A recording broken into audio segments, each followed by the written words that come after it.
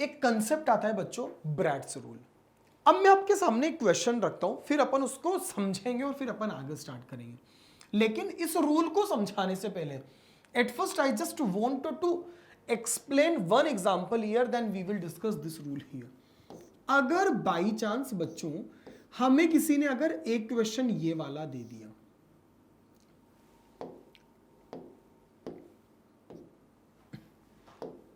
देखिए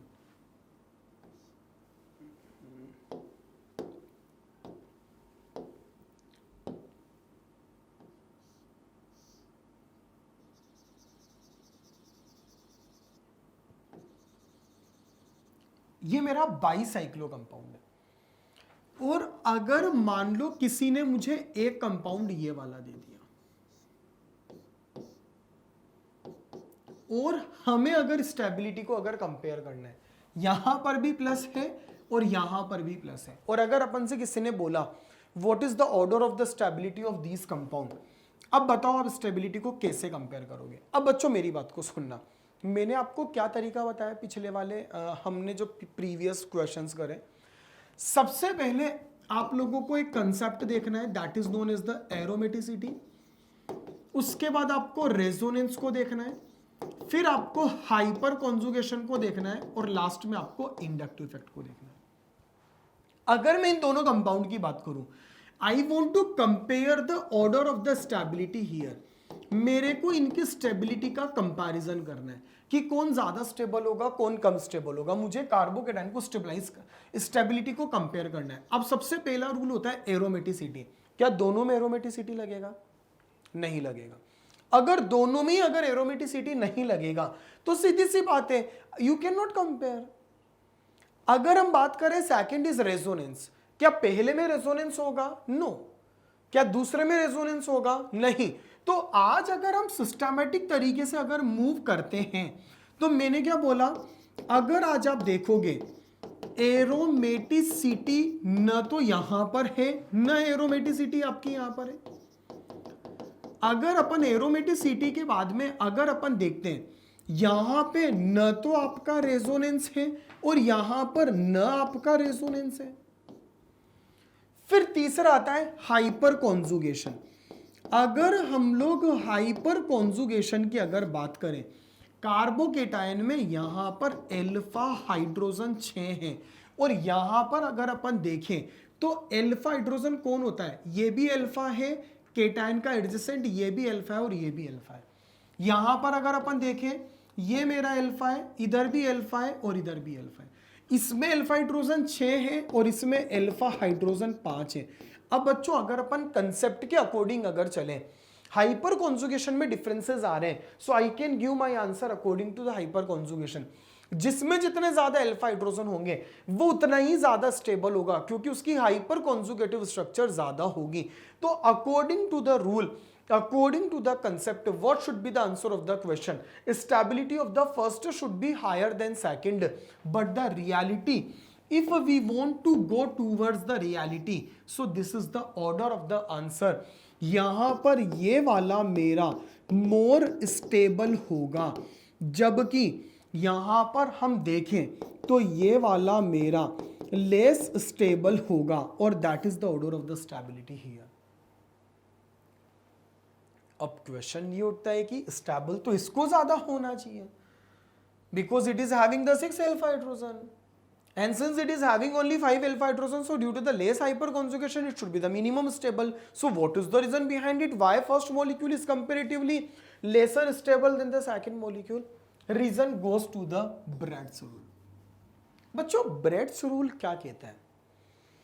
braids rule कहता है ऐसे जितने भी 22 साइक्लो कंपाउंड होते हैं, those 22 cyclo compounds which have less than 8 carbon atom, ऐसे मेरे जितने भी 22 साइक्लो कंपाउंड होंगे जिनमें 8 कार्बन से कम प्रेजेंट होंगे, in such type of compounds, अगर ऐसे कंपाउंड के अंदर, in such type of compound, if positive और डबल बॉन्ड, अगर बाई चांस आपका पॉजिटिव और double bond comes on bridge head carbon, अगर मान लो आपका कभी भी पॉजिटिव और double bond bridge head carbon पर आता है, देन इट्स बिकम अनस्टेबल, तो ये क्या होगा, इट बिकम अनस्टेबल, यह मेरा अनस्टेबल हो जाएगा। इसका मतलब यहां पर अगर आप कार्बन अगर देखोगे तो इस मॉलिक्यूल में नंबर ऑफ कार्बन 7 है। अगर आप इसकी बात करोगे तो इस मॉलिक्यूल में नंबर ऑफ कार्बन 10 है। इन्होंने क्या बोला, ऐसे बाइसाइक्लो कंपाउंड जिनमें 8 से कम कार्बन होंगे, इनके ब्रिज हेड वाले कार्बन पर कभी भी पॉजिटिव फेवरेबल नहीं होता, यह हमेशा अनस्टेबल होता है। आप सोचेंगे अनस्टेबल क्यों होता है बच्चों, अगर अपन कंसेप्ट से अगर चले तो ये कार्बन sp2 होता है, और हाइब्रिडाइजेशन थ्योरी के अकॉर्डिंग यहां पर एंगल 120 होना चाहिए, और इसकी जो ज्योमेट्री होनी चाहिए that should be the trigonal planner. यहां पर जो ज्योमेट्री होना चाहिए वह ज्योमेट्री क्या होना चाहिए, वह ज्योमेट्री ट्राइगोनल प्लेनर होना चाहिए। लेकिन एक बार आप इसकी ज्योमेट्री को चेक करो, व्हाट डू यू थिंक, क्या इसकी ज्योमेट्री आपको ट्राइगोनल प्लेनर नजर आ रही है क्या? नहीं आ रही। जबकि आज अगर अपन देखें ये वाला कार्बन भी sp2 है, और यहां पर भी एंगल 120 होना चाहिए और ज्योमेट्री ट्राइगोनल प्लेनर होना चाहिए। अब एक बार देखो, क्या इसकी ज्योमेट्री आपको ट्राइगोनल प्लेनर नजर आ रही है क्या? हाँ, इसकी तो ज्योमेट्री ट्राइगोनल प्लेनर नजर आ रही है। तो ऐसे बाइसाइक्लो कंपाउंड जिनमें 8 से कम कार्बन एटम अगर प्रेजेंट हैं, तो इनके ब्रिज हेड पर अगर कभी भी अगर प्लस आएगा वह हमेशा अनस्टेबल होता है, because they oppose their geometry. Such a type of the bicyclo compound which have less than 8 carbon atom, इनके ब्रिज हेड कार्बन पर कभी भी पॉजिटिव यहां पर क्या होगा, स्टेबल नहीं होगा, अनस्टेबल होगा, क्योंकि वो अपनी ज्योमेट्री को अपोज करेगा। According to the concept they should have the trigonal planar geometry. लेकिन सी, ये क्या ट्राइगोनल प्लेनर है क्या? ये तो ट्राइगोनल प्लेनर है, वो तो फेवरेबल है, लेकिन ये हमारा फेवरेबल नहीं है। तो ऐसे केस में अगर अपन देखें तो ये मेरे अनस्टेबल होते हैं। जैसे आप देखो, the carbocation is not possible at the following bridge head position 1 and 2, ये कभी भी पॉसिबल नहीं है। ये जो मेरे स्पीशीज है ना, they are the unstable species. Unstable क्यों है? Stories again same. ये वाले कार्बन sp2 है और इनकी ज्योमेट्री क्या होना चाहिए, ट्राइगोनल प्लेनर, लेकिन see these are not having the trigonal planar geometry. ऐसे केस में they will oppose their geometry, और since they will oppose their geometry so they will become the unstable. ये अनस्टेबल जो carbocation होते हैं ना बच्चों, इनको बोलते हैं नॉन क्लासिकल कार्बोकेटायन। ये मेरा नॉन क्लासिकल कार्बोकेटायन कहलाता है। तो यहां पर अगर हम देखें तो ये वाले जो हमारे कार्बोकेटायन होंगे वो अनस्टेबल होंगे। बट रिमेंबर बच्चों, हम बाइसाइक्लो की अगर कभी भी बात अगर कर रहे हैं ना, तो इनमें कंडीशन है कि 8 से कम या 8 कार्बन होना चाहिए। 8 से ज्यादा होंगे तो दे विल बिकम द स्टेबल, क्योंकि वो अपनी ज्योमेट्री को फेवर करेंगे। उनके लिए सिचुएशन फेवरेबल कब नहीं रहेगी, जब उनके अंदर 8 से कम कार्बन एटम प्रेजेंट होंगे। तो ये कभी भी फेवरेबल नहीं होते, दे आर कंपेरेटिवली अनस्टेबल, क्योंकि ये अपनी ज्योमेट्री को क्या करेंगे, दे अपोज देयर ज्योमेट्री। यहां पर ये अपनी ज्योमेट्री को अपोज करेंगे, और उस अपोजिशन के कारण ये वाले जो मेरे मॉलिक्यूल होंगे they will become the unstable. तो ये वाले जो कार्बोकेटायन है both are considered as the unstable carbocation. इनके ऊपर पॉजिटिव भी फेवरेबल नहीं होता और डबल बॉन्ड भी फेवरेबल नहीं होता। जैसे आज अगर मैं आपको सामने यहां पर एक चीज और अगर समझा दूं, ये वाला मेरा एक एल्कीन मुझे अगर दे रखा है और एक एल्कीन मुझे ये वाला दे रखा है, और ऐसी परिस्थिति में अगर अपन दोनों एल्कीन की अगर बात करें तो यहां पर अगर आप देखोगे ना तो ये वाली एल्कीन आपकी अनस्टेबल है, जबकि ये वाली जो एल्कीन है ना ये आपकी स्टेबल मानी जाएगी। क्योंकि अनस्टेबल क्यों होगा? क्योंकि ये क्या करेगी, अगेन अपोज इट्स ज्योमेट्री, यहां पर ये इसकी ज्योमेट्री को क्या करेगा, अपोज करेगा, जबकि ये अपनी ज्योमेट्री को अपोज नहीं करेगा, ये इसके लिए फेवरेबल है। तो स्टेबिलिटी की अगर अपन बात करेंगे तो who will be the more stable, second is comparatively more stable. इस प्रकार से आप यहां पर चीजों को जज कर सकते हो और इस प्रकार से आप अपने आंसर को जस्टिफाई करोगे। What I just wanted to explain here, is it clear? तो this is basically considered in the heading of the Bredt's rule. Bredt's rule क्या होता है वो मैंने आपको यहां पर समझाने की कोशिश करी है। आज अगर हम लोग अगर देखें तो एक आता है बच्चों ब्रैड्स रूल। अगर अपन यहां पर अगर देखें, जैसे मैं आपको अगर ब्रैड्स रूल के अगर आप एक आध एग्जांपल अगर और समझना अगर चाहते हो तो हम यहां पर इस प्रकार से भी चीजों को समझ सकते हैं कि आज अगर आप यहां पर अगर देखो तो हम इस वाले मॉलिक्यूल को अगर कंसीडर करते हैं,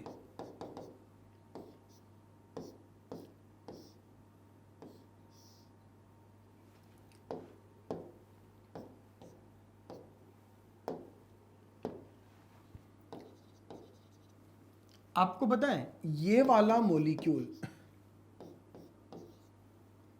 कैन नॉट शो रेजोनेंस। आपका ये वाला मॉलिक्यूल कभी भी रेजोनेंस को शो नहीं कर सकता।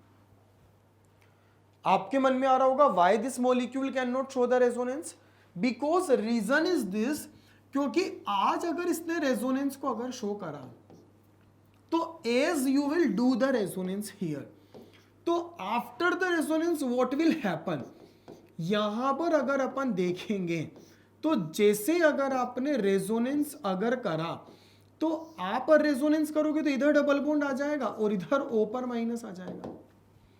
और मैंने आपसे क्या बोला, आज जैसे आपने अगर इसके अंदर रेजोनेंस अगर करा और जैसे इधर डबल बॉन्ड अगर आया तो ये तो क्या है, ये तो अनस्टेबल है। किसके according? According to Bredt's rule. जैसे ये अनस्टेबल है अकॉर्डिंग टू ब्रैड्स रूल, तो आपको क्या लगता है ये इंटर कन्वर्जन फेवरेबल है? नहीं है। इसीलिए आप ध्यान रखना, मैंने बताया can not show the resonance, क्योंकि ये मेरा sp2 हाइब्रिडाइज्ड है और हाइब्रिडाइजेशन थ्योरी के according geometry should be the what, geometry should be the trigonal planar, but it is having the trigonal planar geometry, no, so it will oppose their geometry, will become the unstable here. तो ये मेरा जो molecule है ये मेरा unstable होता है। अब इसके अंदर एक चीज ध्यान रखना बच्चों, एक जनरल ऑर्डर में आपके सामने रख रहा हूं। हम लोगों ने पूरा कार्बोकेटाइन यहां पर डिस्कस करा, so we are considering some general explanations here कि कुछ जनरल ऑर्डर यहां पर क्या आता है। ये मेरा एक जनरल ऑर्डर है। क्या आज अगर हम लोग अगर बात अगर करते हैं, ये वाला मेरा मॉलिक्यूल मैक्सिमम स्टेबल होता है PH3C पॉजिटिव। PH3C पॉजिटिव का मतलब क्या होता है?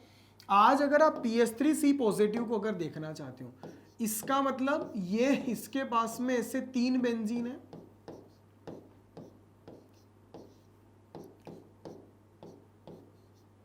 और कार्बन पर प्लस है।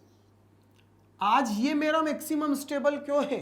क्योंकि यहां पर अगर अपन देखें तो यहां पर मैक्सिमम रेजोनेंस होगा। भाई अगर आप यहां पर अगर रेजोनेंस को अगर देखना चाहते हो तो ऐसी परिस्थिति में अगर आप यहां पर अगर रेजोनेंस को अगर देखोगे तो how you will show the resonance here, इसके अंदर अगर आपने कभी भी अगर रेजोनेंस को देखा तो कॉन्जुगेटेड पोजीशन ज्यादा है, इसमें कंपैरेटिवली कम है, इसमें और कम है और उसमें और कम है। अच्छा एक चीज थोड़ा सा एज अ एक्सेप्शनली बोल सकते हैं या एज अ फैक्ट अपन यहां पर इसको कंसीडर कर सकते हैं। एक चीज को याद रखना, ये जो 3 डिग्री कार्बोकेटायन है इसकी जो स्टेबिलिटी होगी यह इस बेंजाइलिक कार्बोकेटायन के कंपैरिजन में ज्यादा होगी। अगर अपन देखा जाए तो बेंजाइलिक कार्बोकेटायन मेरा रेजोनेंस को शो करता है, जबकि वो तो मेरा रेजोनेंस भी नहीं करता। तो नियम के मुताबिक इसकी स्टेबिलिटी ज्यादा होना चाहिए, लेकिन उसके अंदर अल्फा हाइड्रोजन नो होने के कारण वो ज्यादा डोमिनेटिंग होगा, तो ये मेरा ज्यादा स्टेबल होगा और ये वाला कंपैरेटिवली कम स्टेबल होगा। फिर अगर अपन देखें तो ये हमारा और कम स्टेबल होगा। अगर अपन आगे की तरफ जाएं तो ये हमारा कम स्टेबल होगा, फिर कम स्टेबल। अच्छा, इन तीनों का एक चीज याद रखना, ये सबसे कम स्टेबल होता है, उससे भी कम ये होता है, और सबसे कम हमारा ये स्टेबल होता है। इसके पीछे रीजन क्या है? आज अगर आप देखोगे ये वाला जो मॉलिक्यूल है ये मेरा sp हाइब्रिडाइज्ड है कार्बन। sp हाइब्रिडाइज्ड कार्बन की इलेक्ट्रोनेगेटिविटी जो होती है दैट इज द 3.25 ईयर। और आपको एक बात सुना होगा कि more electronegative atom having positive charge. आज अगर मान लो आपके मोर इलेक्ट्रोनेगेटिव एटम पर अगर पॉजिटिव होगा वो हमेशा अनस्टेबल होता है। अगर वो मेरा अनस्टेबल अगर होगा तो ये वाला कम स्टेबल होगा, ये और कम होगा। यहां तो एक ही डबल बॉन्डेड कार्बन पर प्लस है, यहां तो तीन तीन डबल बॉन्ड है तो ज्यादा विड्रॉइंग टेंडेंसी, और ट्रिपल बॉन्ड पर प्लस और ज्यादा अनस्टेबल होता है। डबल बॉन्ड पर प्लस कम स्टेबल होता है, बेंजीन पर प्लस और कम स्टेबल होगा, ट्रिपल बॉन्ड पर प्लस तो सबसे कम स्टेबल होगा क्योंकि वो तो हाईली इलेक्ट्रोनेगेटिव कार्बन माना जाएगा। तो ऐसे केस में वो अपन किस बिहाफ पर जस्टिफाई करेंगे? वो अपन इस कंसेप्ट के बिहाफ पर जस्टिफाई करेंगे। तो आपको अगर मान लो कभी भी अगर कार्बोकेटाइन की अगर स्टेबिलिटी को देखना हो, ये मेरे मॉलिक्यूल अनस्टेबल होते हैं, ये भी मेरा अनस्टेबल होता है, ये भी मेरा अनस्टेबल होता है, लेकिन ये कंपेरेटिवली ज्यादा, ये और कम है और वो सबसे कम अनस्टेबल है। और ये मैंने एक जनरल ट्रेंड आपके सामने रखा किस प्रकार से हमें स्टेबिलिटी को कंपेयर करना है। तो कभी भी अगर आप स्टेबिलिटी को अगर डिसाइड करना चाहते हैं, कभी भी अगर आप स्टेबिलिटी को कंपेयर करना चाहते हो, तो मैंने एक जनरली आपको चीजें समझाई कि हम किस प्रकार से स्टेबिलिटी को कंपेयर कर सकते हैं, उस बेसिस पर हमें चीजों को यहां पर देखना है। So this is the general order of the stability. उस कंसेप्ट को सोचते हुए यहां पर आपको चीजों को देखना पड़ेगा। यहां तक हम लोगों ने एक जनरल कार्बोकेटाइन की स्टेबिलिटी को डिस्कस करा, जहां पर मैंने आपको बताया रेजोनेंस कैसे होगा, जहां पर मैंने आपको बताया हाइपर कॉन्जुगेशन कैसा होगा, इंडक्टिव होगा, और तीनों को मर्ज करते हुए मैंने आप लोगों के सामने क्वेश्चन को सर्व करा। और उसके बाद में मैंने आपको बताया कि हमें किस कंसेप्ट को फॉलो करते हुए चीजों को यहां पर डिस्कस करना है। तो होपफुली आप मेरी बातों को समझ पा रहे होंगे। हमने एक प्रॉपर इलिस्ट्रेशंस के थ्रू हमने यहां पर चीजों को समझने की प्रॉपरली कोशिश करी। तो these examples are more than sufficient for you. आप इनके बिहाफ पर बड़े इजीली क्वेश्चंस को सॉल्व कर सकते हैं। तो ये वाली चीजें मैंने आपको बताई और इनके बिहाफ पर हम लोगों ने स्टेबिलिटी को कंपेयर करा।